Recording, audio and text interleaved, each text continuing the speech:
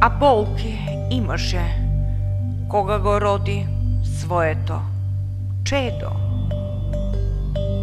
Зарем се уште да има родилни болки?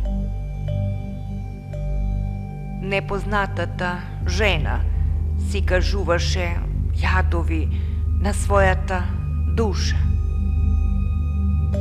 а таа пак се одели од неа. Барем на еден момент го погледне лицето создадено од незиното тело. На лицето имаше безброј маски.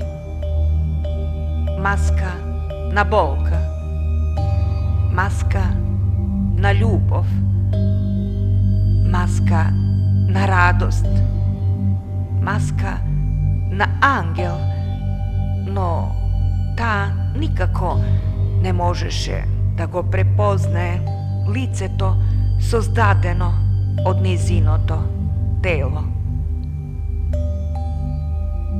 Зарем туѓи ликови да има неговата кожа?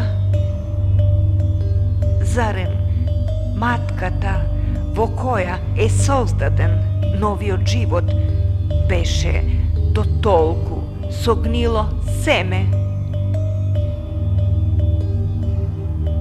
и растеше до тој степен што лик имаше на гнилото семе, создадено на плодна и здрава почва.